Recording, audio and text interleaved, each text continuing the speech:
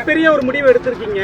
நிச்சயமா எப்படிமா இருக்கும் அப்ப 2026 தேர்தல் கலை? அதாவது நான் சொல்றேனே, நான் 39 வருஷ அரசியல் அனுபவம், 9 வருஷம் வெயிட் பண்ண.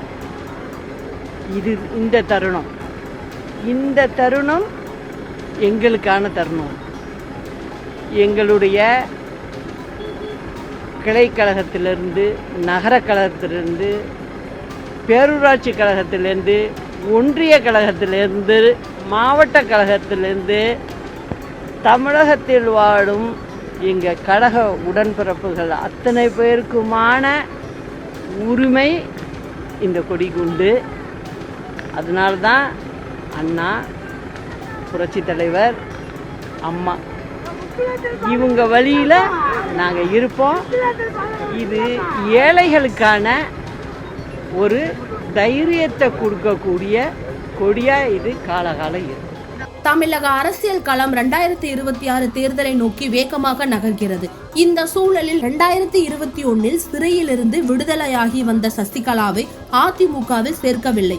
அதன் பின்னரும் தான் அதிமுகவின் பொதுச் செயலாளர், அதிமுகவில் இருந்து பிரிந்து சென்ற அனைவரையும் ஓரணியில் இணைத்து ஜெயலலிதாவின் ஆட்சியை கொண்டு வருவேன் என கூறி அமைதியாக இருந்து வந்தார். இந்த நிலையில் வரும் சட்டப்பேரவை தேர்தலுக்கு அதிமுகவில் இருந்து பிரிந்து சென்ற தலைவர்கள் மீண்டும் இணைக்கப்படுவார் என எதிர்பார்த்தனர். ஆனால் சசிகலா, டிடிவி தினகரன், ஓபிஎஸ் ஆகியோரை அதிமுகவில் இணைக்க முடியாது என அதிமுக பொதுச் செயலாளர் பழனிசாமி திட்டவட்டமாக தெரிவித்து விட்டார்.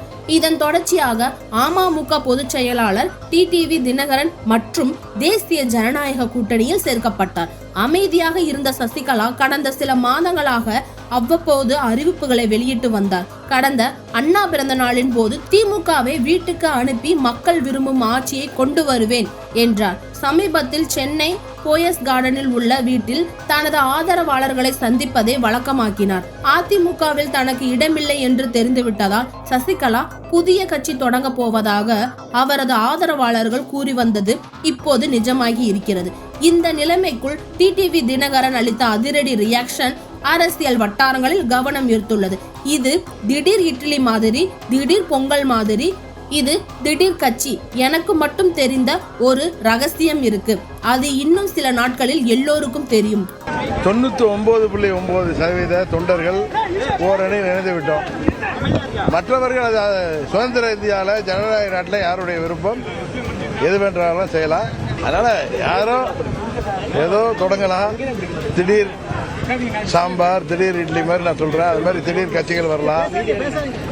அம்மாவின் ஆட்சி அமைப்போம், அம்மாவின் கட்சியை ஒன்றிணைப்போம் என்று சொன்னவர்கள் அவர்கள் சாயம் வெளுக்கின்ற நேரம் வந்திருக்கு. இன்னும் சொல்ல போனால் 35 ஆண்டுகளாக எனக்கு மாத்திரம் தெரிந்த சில நபர்களின் உண்மை சுரூபம் தமிழ்நாட்டு மக்களுக்கு தெரிய வந்து கொண்டிருக்கிறது. அதனால சீப்பை ஒழித்து விட்டாலோ இது போன்ற அம்மாவின் ஆட்சி வருவதை யாராலும் தடுக்க முடியாது. அதனால நீங்கள் வேண்டுமானால் அந்த 0.1% நீங்கள் எப்படி வேணாலும் எடுத்துக்கணும்.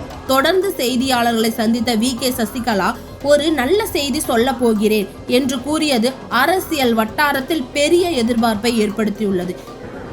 இந்த கொடியை பொறுத்த வரைக்கும் இது மக்களுக்கானது, எனக்கு தனிப்பட்ட ஆளுக்கு இல்லை. எங்கள் கட்சி வரலாறே அப்படிதான்.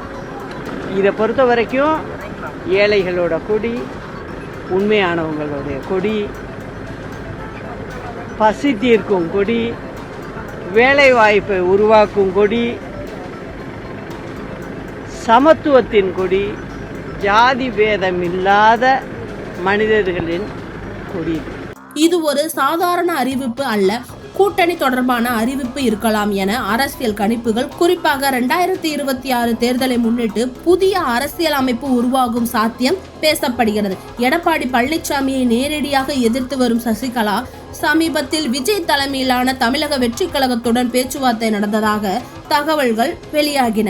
புதிய கட்சி தொடங்கிய உற்சாகத்தில் சசிகலாவின் அடுத்த கட்ட அரசியல் நகர்வுகள் தொடங்கிவிட்டது.